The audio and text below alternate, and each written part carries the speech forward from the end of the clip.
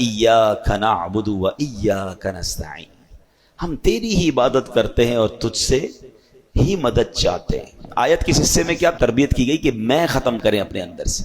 ہم دنیا میں مالک نہیں محتاج ہیں، اپنی اسی محتاجی کو دل و جان سے تسلیم کر لینا ہی بندگی ہے۔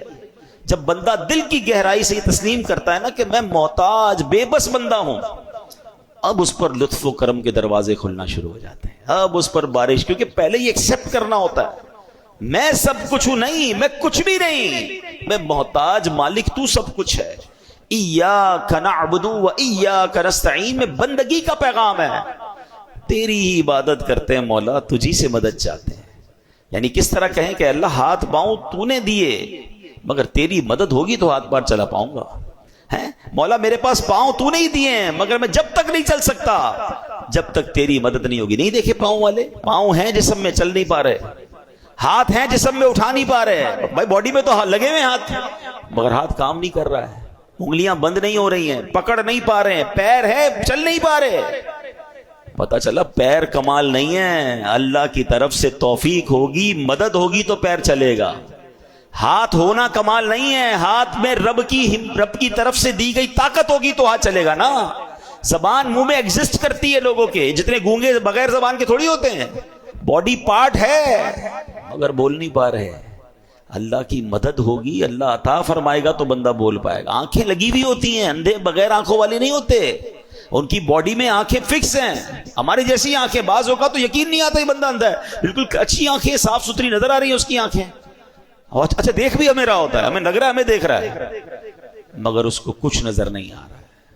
پتا چلا کہ یہ بات اجاگر بار بار دل میں کرنی ہے، مولا سب کچھ دیا ہے تو نے، مگر اس کا فائدہ مجھے جب پہنچے گا جب تو چاہے گا، تیری مدد ہوگی، میں محتاج۔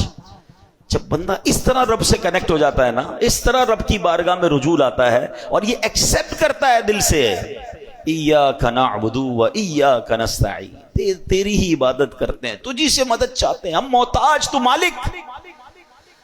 پھر دیکھو کیسے کرم کے دروازے کھلتے ہیں۔ لوگ اپنے آپ کو محتاج سمجھنے کے لیے تیار نہیں ہوتے۔ ہاں یہ بڑی گہری بات کر رہا ہوں، اللہ کے آگے میں نے پڑھا ہے، کتابوں پڑھا، ایسے لوگ بھی ایگزسٹ کرتے ہوں گے جو دعا مانگنے میں شرماتے ہیں کہ یار اتنا بڑا آدمی ہو کہ میں، لوگ کیا کہیں گے۔ اللہ کے آگے روتے نہیں ہیں، اللہ کے آگے گڑ گڑاتے نہیں ہیں، ان کو شرم آ رہی ہوتی ہے اپنے اسٹیٹس کو دیکھ کر۔ تف ہے کہ اگر تم دنیا میں کسی مرتبے پر پہنچ گئے اور احکم الحاکمین کے آگے سجدہ کرنے میں، گڑ گڑانے میں، محتاجی ماننے میں تمہیں تکلیف ہو رہی ہے تو تیار ہو جاؤ، پھر بڑے محتاج بن جاؤ گے۔ ارے اس کے آگے تو سبھی محتاج ہیں نا، کون ہے کائنات میں جس کو رب کی مدد کی ضرورت نہیں ہے؟ اگر آج مرتبہ، عزت، شہرت، دولت، کوئی مقام، کوئی سٹیٹس ہے بھی میرے پاس تو دیا کس نے ہے؟ ہم تو یہاں یہ سمجھاتے ہیں کہ اپنے ماں باپ کے آگے کبھی مت کہا کرو میں بڑا آدمی ہو گیا ہوں، یہ بھی غلطی کرتے ہیں لوگ۔ اگر کوئی عزت مل جاتی، دولت مل جاتی، اسٹیٹس مل جاتا ہے تو امی ابو کو کہہ رہے ہوتے ہیں بڑا افسر بن گیا ہوں، بڑا آدمی بن گیا ہوں، اب ٹائم نہیں ہوتا، پتہ نہیں میرے آگے پیچھے کتنے لوگ ہوتے ہیں، کتنے ملازمین ہیں۔ نہیں، دنیا کے لیے آپ کچھ بھی ہو، ماں باپ کے آگے بچے بن کر ہی رہیں، ان کے پیر دبائیں، ہاں ان کو یہ نہ کہیں میں بڑا ہو گیا ہوں، ان کا بچہ ہی ہوں میں، اور ان کو یہ احساس دلائیں کہ دنیا میں کچھ بھی بن گیا ہوں آپ کے قدموں میں، ہوں آپ کا بیٹا، ہوں آپ کا بچہ، تو عزت ملتی ہے نا، تو دعائیں ملتی ہیں۔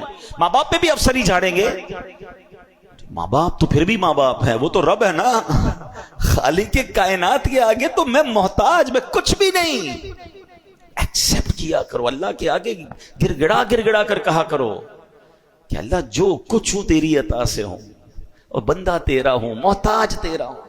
جس دن یہ کیفیت دل میں پیدا ہوئی نا کہ اللہ کے آگے بندہ سرنڈر کرتا نظر آئے، عاجزی کرتا نظر آئے، محتاجی کا اظہار کرتا نظر آئے، پھر دیکھو اس کی بارگاہ سے کرم کے کیسے دروازے کھلتے ہیں۔